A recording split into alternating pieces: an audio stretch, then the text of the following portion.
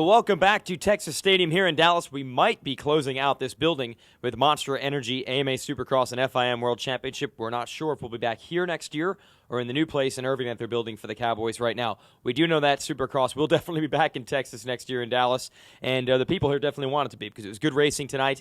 Chad Reed kind of checked out on everybody, but great racing behind him. Yeah, Chad Reed made it eight wins on the 08 season for him. But, yeah, you mentioned he just checked out. But what a great race. You know, Hill, Millsaps, Wyndham, they all rode with heart. And, you know, I think the guy that came out on that short end of the stick would be Kevin Wyndham with that fourth place. He lost 7 valuable points to Chad Reed. He sits now 27 points behind with, you know, only 4 rounds to go. And we saw the effort that Wyndham put in, and the same thing with Millsaps and Hill. At one point, I thought Millsaps definitely had the pass made. Hill kept blocking him. They came together. They actually touched a couple of times in midair, in fact, battling for that number 2 spot.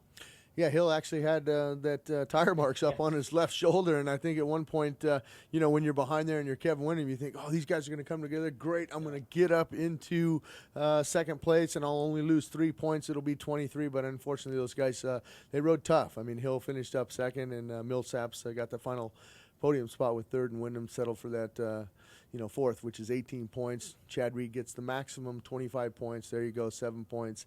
Add that onto the 20 coming in here, and it's you know, anything can happen. I mean, you know, that's why we go racing. I mean, things could happen during the week. You know, when you're out testing, things can happen in the first turn. You know, you can have a problem with the motorcycle. We've seen a lot of that tonight in the lights races as well as the Supercross. So anything can happen. And anything pretty much that could happen to Trey Kennard lately has been happening in the lights class. He crashes and can't start the motorcycle in his heat race. He goes to the LCQ. He wins that and then goes down in the first turn of the main event.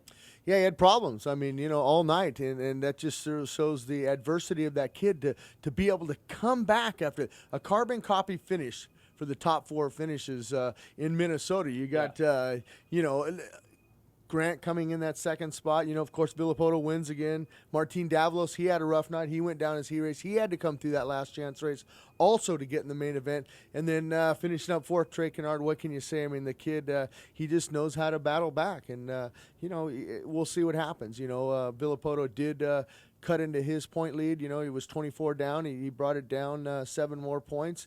But, you know, with 3 more rounds to go, actually 2 more rounds to go for those guys. You got next weekend in Detroit and then the final round in St. Louis. It looks like he's okay, you know, with where he's at is the points. All you got to do is keep finishing 4th. He doesn't have to win anymore. Villapoto can win them all out. But I don't think Villapoto, you know, I don't know. It's going to be interesting to see how Josh Grant battles back because I thought tonight that we were going to see a great race all the way to the last lap, but it didn't materialize, and Villapoto comes away with a big win.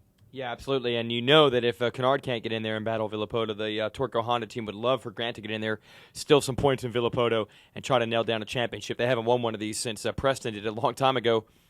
Preston looked good for about a lap out here, by the way. Well, you know, maybe a couple laps. You know, he did hold his own there, and, you know, that was big. I mean, you got to remember that he's just coming back to Supercross. And, you know, I don't know why a guy like that, they don't have a ride. You know, why he doesn't just get a motorcycle. I'm sure someone will give him a motorcycle and just train. That way there, if you have the opportunity to come back, you're prepared. I mean, that's the way I would look at it. But, you know, he did good, but unfortunately had a little crash. But he did get back up and still finish 10th. So he's got to be happy with that. He's got to be happy knowing that next weekend that he could, you know, build on that. You know, he knows he can get the start now. And Timmy Ferry, what can you say? He had a great start. I thought he had the whole shot. Unfortunately, he was second coming out of the first turn. And just, you know, those first 4 or 5 laps for Timmy Ferry, it's just those guys just, they're hammering down. And Ferry's just an old, you know, train. He just keeps plugging away, chugging away. And, you know, but he had an okay ride tonight. Well, we'll see if he can pick it up as we go to Detroit. He'd love to get a win before the year is over. We'll keep on rolling. We'll be in Ford Field next weekend. Jim and Jason, and we hope you folks will be there as well. For Monster Energy AMA Supercross and FIM World Championship, see you in Detroit, folks. We're out of here in Dallas.